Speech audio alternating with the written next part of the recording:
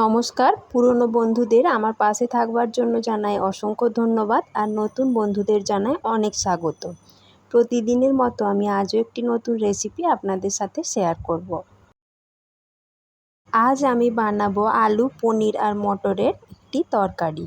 তো চলুন রেসিপিটা শুরু করি।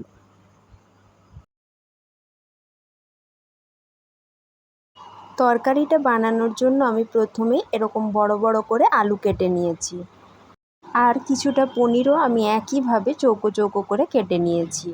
মটর পনির বানানোর ক্ষেত্রে আমরা কাঁচা মটর, অর্থাৎ যেটাকে আমরা মটরশুঁটি বলে থাকি, সেটা ব্যবহার করি, কিন্তু এখন তো মটরশুঁটি পাওয়া যায় না, তাই আমি মটর কলাই দিয়েই রান্নাটা করছি। এবার আমি কড়াতে অল্প পরিমাণ সরষের তেল দিয়ে দিয়েছি আলুগুলো ভেজে নেবার জন্য। আলুগুলো লাল লাল করে ভেজে তুলে নেব। এবারে ওই একই তেলে আমি পনিরগুলো অল্প লাল করে ভেজে তুলে নেব।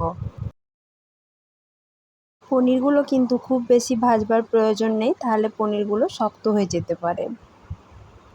আমি কলাইগুলো ভাজছি না, যদি আপনারা কাঁচা মটর ব্যবহার করেন সেক্ষেত্রে একটু ভেজে নেবেন। এবার কড়াইয়ে আরও কিছুটা সরষের তেল দিয়ে তাতে ফোড়নে দিয়েছি আধ চামচ মতো গোটা জিরে, একটা তেজপাতা ও একটা শুকনো লঙ্কা, আর দিয়ে দিচ্ছি কয়েকটা গোটা গরম মশলা। ফোড়ন ভালোভাবে ভাজা হয়ে গেলে আমি দুটো মিডিয়াম সাইজের পেঁয়াজ মিহি করে কুচিয়ে রেখেছিলাম, সেটাও দিয়ে দিচ্ছি। এখন কিন্তু গ্যাসের ফ্লেমটা মিডিয়ামে রেখে পেঁয়াজগুলোকে বেশ কিছুক্ষণ ধরে ভেজে নিতে হবে, যাতে পেঁয়াজগুলো অনেকটা নরম হয়ে যায়। পেঁয়াজের সাথে আমি দিয়ে দিয়েছি 1 চামচ আদা রসুন বাটা, আর দিয়ে দিচ্ছি 2 চামচ মতো টমেটোর সস। আমার কাছে টমেটো নেই বলে আমি এখানে সস দিয়েছি, আপনারা টমেটো থাকলে অবশ্যই টমেটোটা বেটে ব্যবহার করবেন। এবারে আমি দিয়ে দিয়েছি পরিমাণ মতো লবণ। তারপর আমি এক এক করে দিয়ে দেব ধনের গুঁড়ো, জিরের গুঁড়ো,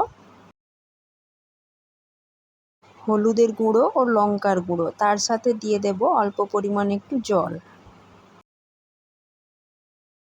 মশলা থেকে তেল ছাড়তে শুরু করলে আমি আগের থেকে যে আলুগুলো ভেজে রেখেছিলাম সেগুলো মশলার সাথে দিয়ে ভালো করে কষিয়ে নেব।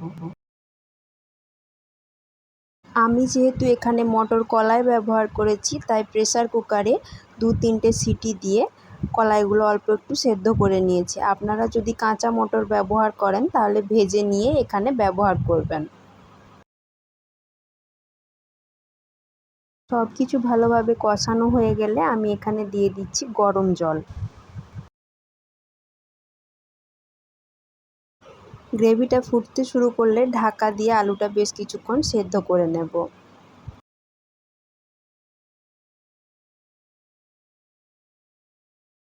আলুটা যেহেতু আগের থেকে ভাজা আছে, তাই সেদ্ধ হতে কিন্তু খুব বেশি সময় লাগবে না।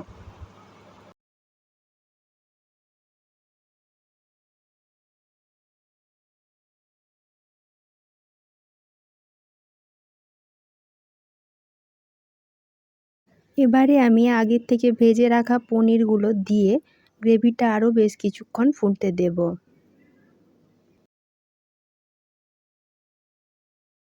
তরকারির আলুগুলিও ভালোভাবে সেদ্ধ হয়ে গেছে। এখন আমি দিয়ে দিচ্ছি আধ চামচ গরম মশলার গুঁড়ো, আর দিয়ে দিচ্ছি অল্প পরিমাণ কসুরি মেথি। আপনারা চাইলে এর পরিবর্তে ধনেপাতা কুচিও ব্যবহার করতে পারেন। এই পনির, আলু আর মটর কলাইয়ের তরকারিটা ভাত, রুটি, লুচি, পরোটা বা ফ্রায়েড রাইসের সঙ্গেও খেতে কিন্তু অত্যন্ত সুন্দর লাগে। আমার আজকের রেসিপি কেমন লাগলো তা কিন্তু কমেন্টের মাধ্যমে অবশ্যই জানাবেন। আর যদি কোথাও কোনো ভুল ত্রুটি মনে হয় তাও অবশ্যই বলে দেবেন, যাতে পরবর্তীকালে আমি শুধরে নিতে পারি।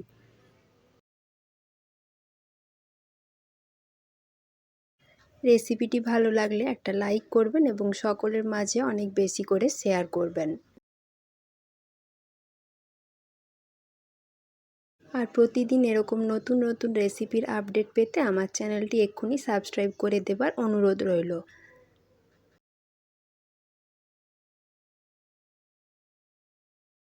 আর অবশ্যই পাশে থাকা অল নোটিফিকেশন বেলটিও অন করে দেবেন।